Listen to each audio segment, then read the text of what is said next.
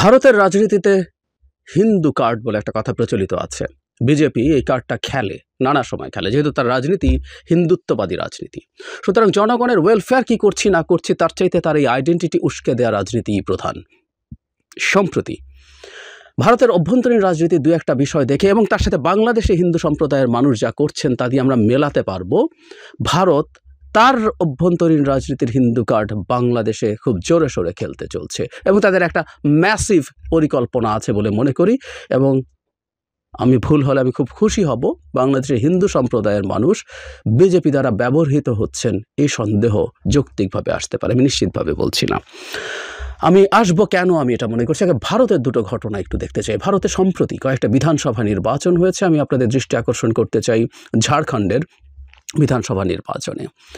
এখানে বিজেপি ক্ষমতায় ছিল না, কিন্তু তারা সিগনিফিক্যান্ট নাম্বারস অফ সিটস তাদের ছিল। বিজেপি এবার বাংলাদেশি অনুপ্রবেশকারীকে মূল ইস্যু করে তুলেছিল। অমিত শর্মা রিপিটেডলি গেছেন, এমনকি আসাম থেকে হেমন্ত বিশ্ব শর্মাকে নিয়ে যাওয়া হয়েছে, নিয়ে তাদের মেইন ক্যাম্পেইন ছিল বাংলাদেশি অনুপ্রবেশকারীরা গিয়ে ঝাড়খণ্ডের আদিবাসীদের সব ভূমি দখল করছে। অনেক মিডিয়া ওখানে সরেজমিনে রিপোর্ট করে দেখিয়েছে এগুলো ডাহা মিথ্যা কথা। বিজেপির রাজনীতি মিথ্যার উপরই প্রতিষ্ঠিত। তো যাই হোক, এটা কাজ করেনি। বিজেপি এবারও ওখানে জিততে পারেনি, বরং তাদের সিটের সংখ্যা কমে গেছে। সো বাংলাদেশি ইস্যু দিয়েও তার কাজ হয়নি, এটা আমরা মনে রাখবো। দ্বিতীয় হচ্ছে পশ্চিমবঙ্গের বিধানসভা নির্বাচনের উপনির্বাচন হয়েছে 6টা সিটে।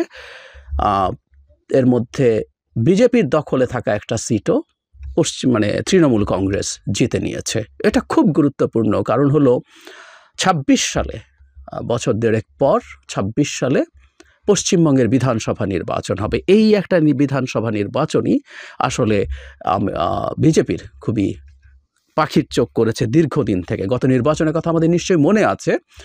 সেই নির্বাচনে রীতিমতো করোনার প্রোটোকল ভেঙে মোদি 19-20 বার গেছেন জনসভা করতে।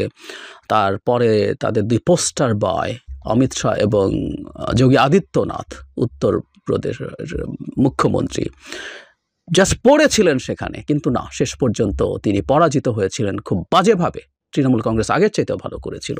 সো এই নির্বাচনটাকে সামনে রেখে এবং এই জোনের অন্যান্য যে বাংলাদেশের সাথে বর্ডারিং যেসব রাজ্য আছে তার নির্বাচনের সাথে বাংলাদেশের হিন্দু সম্প্রদায়কে যুক্ত করার প্রবণতা আছে এবং এটা বাড়বে। আমরা দেখেছি এর মধ্যে হিন্দু সম্প্রদায়ের মানুষ বিভিন্ন সময়ে জনসভা করেছেন। এবার তারা রংপুরে করেছেন। এখানে এমন কিছু কথাবার্তা বলেছেন, আমার কাছে এগুলো বিভ্রান্তিকর এবং এক্সট্রিম কথাবার্তা বলা হচ্ছে বলে মনে হয়। তাতে আমাদের যে কারো এটা মনে হওয়ার কিছুটা কারণ আছে যে এর মধ্যে কোনো প্ল্যান বা প্লট আছে। তার আগে একটা কথা একটু বলতে চাই, সেটা হলো এটা খুব অন্যায় হয়েছে। সেটা রংপুরে যে সমাবেশ হচ্ছিল সেটা করার ক্ষেত্রে বাধার অভিযোগ এসছে পুলিশ এবং সরকারের বিভিন্ন সংস্থার পক্ষ থেকে। আমি একটু পড়ি। ওখানে যিনি জননেতা জনাব চিন্ময় বলছেন, রংপুরের পুলিশ সুপারের নির্দেশ আমাদের হোটেলে থাকতে দেওয়া হয়নি। জেলা প্রশাসক আমাদের সাথে দেখা পর্যন্ত করেননি। সমাবেশে আসার পথে দিনাজপুর ও জলঢাকা থেকে ছেড়ে আসা বাস ফেরত পাঠানো হয়েছে। বাধা দেওয়া হয়েছে। কুড়িগ্রামে রংপুরের কাউনিয়ায় হামলায় বেশ কয়েকজন আহত হয়েছে। আমরা এসব ঘটনার সুষ্ঠু তদন্ত ও বিচার দাবি করছি। তারপরে এখানে তারা বলছেন যে মাঠ পর্যায়ে তারা খোঁজ নিয়ে, সমকাল পত্রিকার রিপোর্টে খোঁজ নিয়ে দেখেছেন সত্যি এ ধরনের বাধা দেওয়ার ঘটনা ঘটেছে। আমি একটা কথা খুব ক্লিয়ারলি বলতে চাই, সেটা হলো সরকারের এই ব্যাপারগুলো সতর্ক থাকা দরকার। আমি শুধু আন্তর্জাতিক কথা বলছি না, বহুবারই বলেছি যে এই দেশের হিন্দু সম্প্রদায়ের মানুষরা এই রাষ্ট্রের নাগরিক। তাদের প্রতিটা নাগরিক, যে কোনো নাগরিক অধিকার রক্ষা করা এই রাষ্ট্রের দায়িত্ব। সো তারা একটা সমাবেশ করবেন, সেই সমাবেশে যা বলবেন সেটা নিয়ে আমাদের দ্বিমত থাকতে পারে, আমরা সেগুলো নিয়ে আলোচনা করব। কিন্তু তার সমাবেশ করতে বাধা দেয়া খুব বড় গর্হিত অন্যায় হয়েছে এবং এর চেয়ে বড় অন্যায় হচ্ছে এই বাধা যারা দিচ্ছেন তাদের বিরুদ্ধে সরকার কোনো ব্যবস্থা নিচ্ছেন কিনা। আমাদের মনে আছে নিশ্চয়ই চট্টগ্রামে ইসকনকে কেন্দ্র করে একবার যে ঘটনা ঘটলো, একজন মুসলিমের ইসকনের বিরুদ্ধে একটা স্ট্যাটাস, তারপর তার উপরে হামলা। তার প্রতিক্রিয়ায় পুলিশ এবং যৌথ বাহিনী হিন্দু সম্প্রদায়ের উপরে মাত্রাতিরিক্ত এবং ডিসপ্রপোর্শনেট বল প্রয়োগ করেছে বলে হিন্দু সম্প্রদায়ের মানুষজন অভিযোগ করেছিলেন। আমি জানি না সেগুলোর ক্ষেত্রে সরকার কি করেছে। একটা কথা জরুরি, সেসব ক্ষেত্রে ব্যবস্থা যেমন নেওয়া দরকার, সেই ব্যবস্থা যে নেওয়া হচ্ছে এটা রিভিলড হওয়া দরকার জনগণের সামনে। হিন্দু সম্প্রদায়ের সামনে এবং বিশ্বের সামনেও। এটা খুব জরুরি। আমি আজকে যেহেতু ইন্টারন্যাশনাল অ্যাসপেক্ট নিয়ে কথা বলছি, আমি সেটা নিয়ে বেশি বলবো। সেই দেশের জনগণ যাতে দেখে যে হিন্দুরা এই রাষ্ট্রের ইকুয়াল এবং সম্মানিত নাগরিক, এবং হিন্দুরাও যেন দেখেন যে তাদের উপরে যে কোনো অন্যায় অবিচার হলে রাষ্ট্র এবং সরকার থেমে থাকছে না, তারা পাল্টা ব্যবস্থা নিচ্ছেন। একইভাবে এটাও হওয়া দরকার ছিল। কিন্তু এই সমাবেশেই জনাব চিন্ময় এমন সব মন্তব্য করেছেন যেগুলো আমার কাছে অত্যন্ত এক্সট্রিম মনে হয়। এ কারণে আমি বলছি এটা একটা প্লট হওয়ার সম্ভাবনা আছে।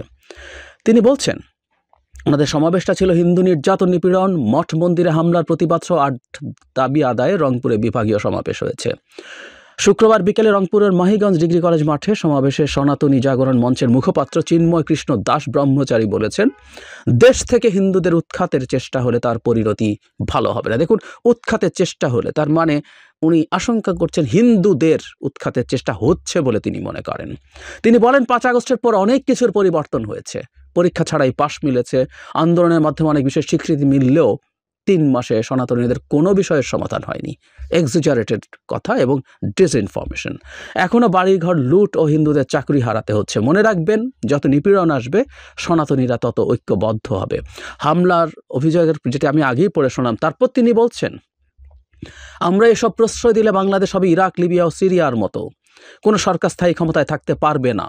বাংলাদেশ আমার মায়ের মতো, আমরা এখানে জন্মেছি, এখানেই থাকবো, কোথায় যাব না। শেষ অংশ খুবই সঠিক। জনাব চিন্ময়ের সাথে আমি শতভাগ একমত যে কোনো রকম সমস্যা যদি হয়ও, তিনি যা যা অভিযোগ করেছেন এগুলো যদি সঠিক হয়েও থাকে, আমি সঠিক কিনা সেই প্রশ্ন করছি, কিন্তু যদি হয়েও থাকে তারা এই মাটি কামড়ে তাদের থাকতে হবে।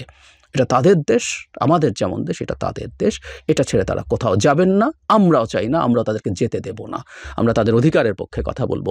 কিন্তু তিনি খুব মারাত্মক কতগুলো ইঙ্গিত করছেন। তিনি বলছেন, এগুলো যদি চলতে থাকে বাংলাদেশ হবে ইরাক, লিবিয়া ও সিরিয়ার মতো। জাস্ট 3টা গৃহযুদ্ধ আক্রান্ত দেশকে উল্লেখ করছেন, মানে তাদের উপরে হামলা হলে ভয়ঙ্কর কথা। তার আগে বলছি যে কোনো কিছু হয়নি তাদের। আমরা জানি যে 5 আগস্টের পর হিন্দু সম্প্রদায়ের মানুষের ওপরে এবং তাদের প্রতিষ্ঠান কিছুর ওপরে 2-1টা মন্দিরে কিছু হামলার ঘটনা ঘটেছে। বহুবার বলা হয়েছে, তারপর আবারও বলি, কারো ওপরেই হামলা হওয়া উচিত, এমনকি মুসলমানের ওপরে আওয়ামী লীগ অভিযোগে হামলা হওয়া উচিত না। এবং I was the first person perhaps যেটার বিরুদ্ধে কথা বলেছিল শেখ হাসিনা যাবার পর। কিন্তু যেটা জরুরি কথা সেটা হলো, এটা হয়েছে, এটা ঘটেছে, এটা হওয়া উচিত হয়নি। কিন্তু এই মুহূর্তে কি এটার কোনো সুরাহা হয়নি? এই মুহূর্তে কি এটা একই রকম রয়ে গেছে? একেবারেই না। এই মুহূর্তে এরকম কোনো কিছুই আসলে হচ্ছে না, সেটা নেই প্রায়। আমাদের প্রধান উপদেষ্টা এই দাবি গ্লোবাল মিডিয়া যারা এই প্রশ্ন তুলছিল তাদেরকে বারবার বলেছিলেন যে তারা এসে যেন দেখে যায়। এমনকি এই প্রশ্ন এখনও চলছে। দ্য হিন্দু প্রধান উপদেষ্টার একটা সাক্ষাৎকার নিয়েছিলেন, সেখানে একই রকম প্রশ্ন। এই সাক্ষাৎকারটা নিয়ে হয়তো আলাদা করে কথা বলাই দরকার আছে। একই রকম প্রশ্ন করছেন, সেখানেও তিনি একই রকম জবাব দিয়েছেন যে এই মুহূর্তের সিচুয়েশন অনেক ভালো। কিন্তু জনাব চিন্ময় বলছেন কোনো কিছুর সমাধান হয়নি। না, এটা ভুল। কিন্তু তার চাইতে জরুরি কথা, তাদের ওপরে বাধা, তাদের সমাবেশের বাধা হলে বাংলাদেশ ইরাক, লিবিয়া এবং সিরিয়ার মতো হয়ে যাবে, এই হুমকি দিচ্ছেন। এবং তিনি অভিযোগ করছেন হিন্দুদেরকে উৎখাতের চেষ্টা করা হচ্ছে। এই প্রত্যেকটা জিনিস আসলে ভারতে বিজেপির রাজনীতিকে সাহায্য করবে। বাংলাদেশে হিন্দুরা নিপীড়িত আছে, এই নিপীড়িত হিন্দুর কাস্টাডিয়ান বিজেপি, আরএসএস, মোদি, মোহন ভাগবতেরা, এরা এইভাবেই আলাপটা সামনে আনার চেষ্টা করছেন। ফলে পশ্চিমবঙ্গে যে বিধানসভা নির্বাচন হবে, সেই নির্বাচনের আগে এই পোলারাইজেশন আরও বাড়তে পারে। কেউ কেউ বলতে পারেন ঝাড়খণ্ডে এই বাংলাদেশের অনুপ্রবেশ ইস্যু ভালো কাজ করেনি, এখানে কি হবে? কেউ কেউ বলতে পারেন যে এটা ভালো কাজ করেনি, তাহলে এটা সরিয়ে অন্য কিছু করা যায় কিনা। কিন্তু সমস্যা হচ্ছে আইডেন্টিটি পলিটিক্স যারা করেন তারা হিন্দুত্ববাদী, এখানে হিন্দুত্ববাদী আইডেন্টিটি পলিটিক্স চলছে। তারা কখনো মনে করেন না যে আমার এটা কাজ করেনি বলে আমি এটা থেকে সরে আসবো। তারা আসলে রাদার মনে করেন এটা আরও বাড়াতে হবে, আমার কম হিন্দুত্ববাদী আচরণ করা হয়েছে, এটা আরও বাড়াতে হবে।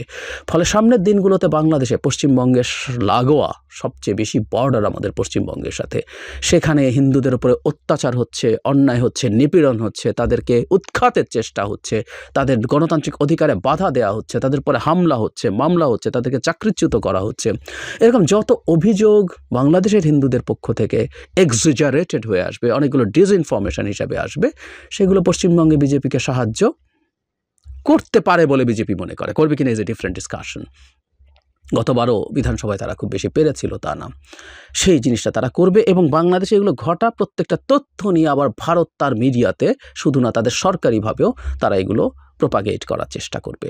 সেই বিবেচনায় বলছি ২৬ সালের বিধানসভা নির্বাচনের আগ পর্যন্ত হিন্দু সম্প্রদায়ের উপরে যথেষ্ট পরিমাণ হিন্দু সম্প্রদায়ের দিক থেকে যথেষ্ট পরিমাণে এসব ঘটনা ঘটার সম্ভাবনা থাকবে এবং কিছু স্যাবোটাজও হতে পারে। যারা হিন্দু সম্প্রদায়ের মানুষকে সমাবেশে আসতে বাধা দিয়েছেন, তাদের গাড়ি আটকেছেন, এগুলো হতে পারে যে কোনো ধরনের স্যাবোটাজ। কিন্তু হোয়াট এভার ইট ইজ, এগুলোর ব্যাপারে সরকারকে খুব সতর্ক থাকতে হবে এবং হিন্দু সম্প্রদায়ের মানুষের সাথে কমিউনিকেশন বাড়াতে হবে। এবং আমি তাদের কাছে, হিন্দু সম্প্রদায়ের মানুষের কাছেও আমি আহ্বান জানাবো, তারা এমন কিছু বলবেন না, এমন কিছু করবেন না যেটা বাংলাদেশের হিন্দু সম্প্রদায়ের প্রকৃত অবস্থাকে হাইড করে, অতিরঞ্জিত করে এবং কিছু ডিসইনফরমেশন দেয়। কারণ তারা নিশ্চয়ই খেয়াল করছেন বাংলাদেশের অতি ছোট ঘটনাকেও ভারত কীভাবে ডিসইনফরমেশন হিসেবে ক্রমাগত চালিয়ে যাচ্ছে এবং সেটাকে সারা বিশ্বে ছড়িয়ে দেওয়ার চেষ্টা করছে।